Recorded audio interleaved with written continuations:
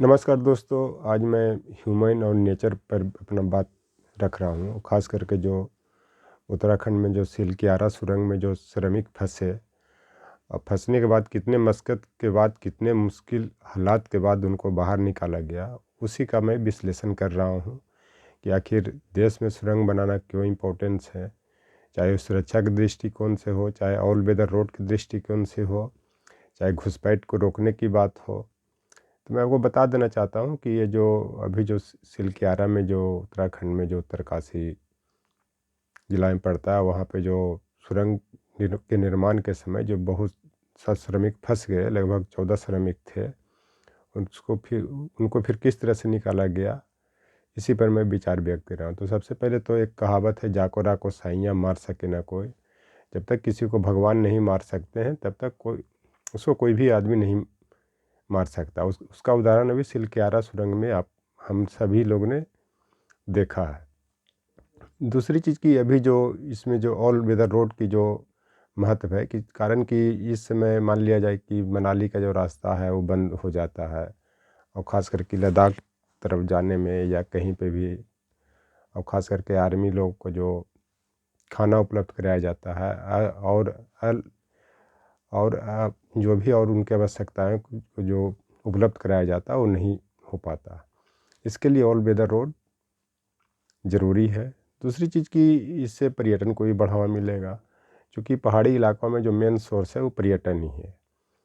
अगली बात इसमें ये आती है कि जो 1999 में जो घुसपैठ हुआ था, जो कारगिल में जो पाकिस्तानी घुसपैठियों ने घुसा था, और ख़ास करके उस समय माननीय वाजपेयी जी की सरकार थी, और उसी समय उन्होंने लाहौर यात्रा किया था।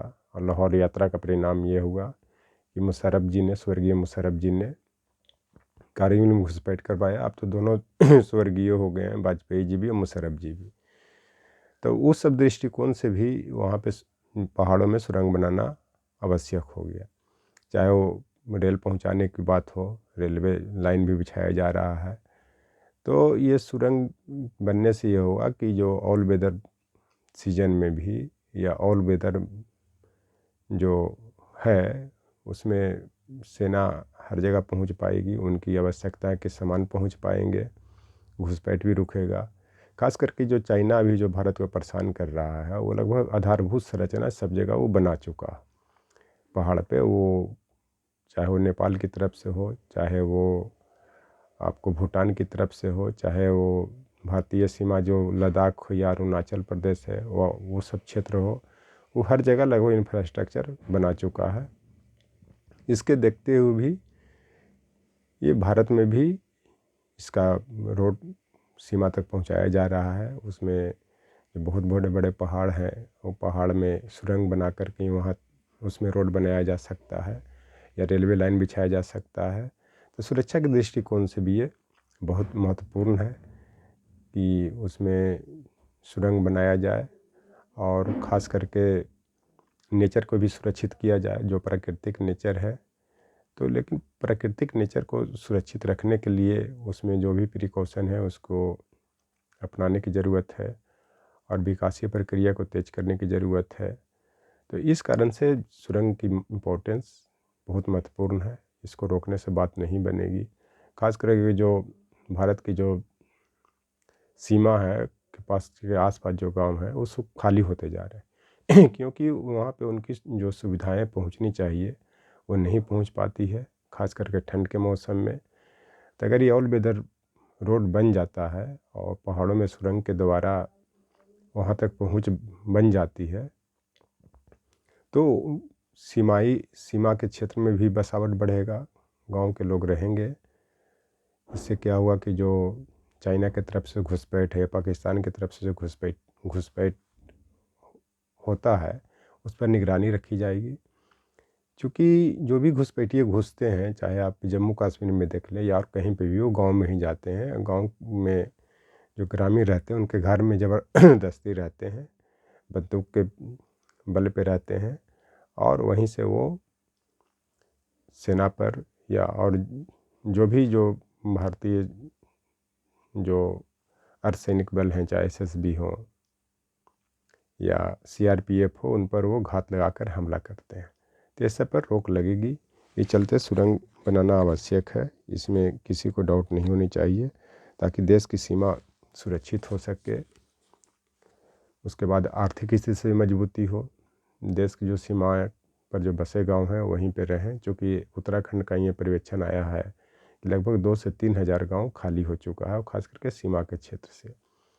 चूँकि वहाँ तक ये जो मौसम, जो ठंड का मौसम है, वहाँ तक उनकी आधारभूत जो सुविधाएं हैं वो पहुँच नहीं पाती है, और रास्ते बंद हो जाते हैं। इसी का फ़ायदा उठा करके जब घुसपैठिए लोग घुसते हैं गांव में, तो उनके डर से वो लोग भाग जाते हैं, और इसके अवगत भी नहीं कर पाते हैं। और ख़ास करके पाकिस्तान के क्षेत्र में अभी आपने जो पूंछ में देखा, जो पूंछ जो इलाका था जहाँ पे आतंकवादियों ने आर्मी पर आक्रमण किया, उसमें 4 लोग मारे गए। उसके बाद फिर उसके प्रतिक्रिया में सेना के लोग ग्रामीण को उठा करके लाते हैं, पूछताछ करते हैं, टॉर्चर करते हैं। उसमें बहुत से ग्रामीण की भी डेथ भी हो जाती है।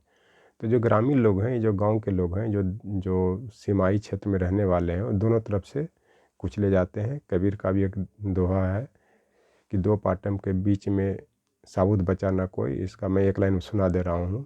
क्योंकि जो ग्रामीण लोग हैं उधर अगर घुसपैठिए आतंकवादी घुसते हैं, उनसे कुचले जाते हैं, चूँकि ज़बरदस्ती उनके घर में रहते हैं। उसके बाद अगर वो अंजाम दे करके जाते हैं तो फिर सेना उसको उठा करके लाती है और उसको कुचलते हैं।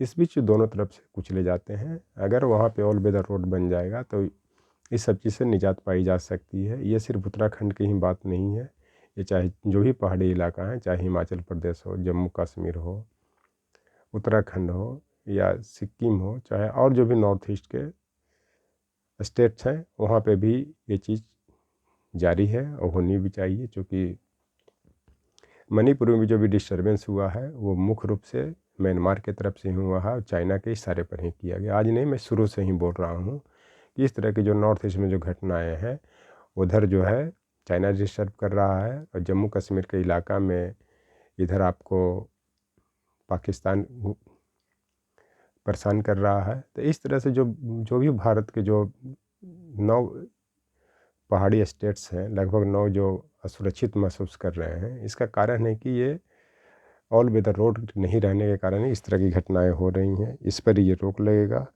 और रोक तभी लगेगी जब इस तरह की जो सुरंग है या ऑल वेदर रोड है, इसको बनाया जाए, ताकि बर्फबारी के टाइम में जो रास्ता बंद हो जाता है उस पर नियंत्रण किया जाएगा। क्योंकि सुरंग बनने से लोग अपना अंदर अंदर जाएंगे। क्योंकि घुसपैठिए जो अभी से जो यहाँ पे जो घुसपैठ करते हैं वो बहुत लंबे समय तक रहते हैं, और इसी समय में वो अपना सारा एमुनेशन, खाद्यान्न, खाने का वस्तु या जो भी चीज़ है वो सब गांव में इकट्ठा कर लेते हैं और गांव के लोग को अपने कब्जे में रखते हैं। और जब तक वो अपना अंजाम तक नहीं पहुंच जाते, जब तक वो भारतीय क्षेत्र पर जितना वो आतंक चाहते हैं, जब तक नहीं मचा देते, जब तक वो वापस नहीं जाते। ये सब चीज़ों पर निजात पाया जाएगा। निजात तभी पाया जाएगा जब इस क्षेत्र में इस तरह की विकासीय प्रक्रिया होगा।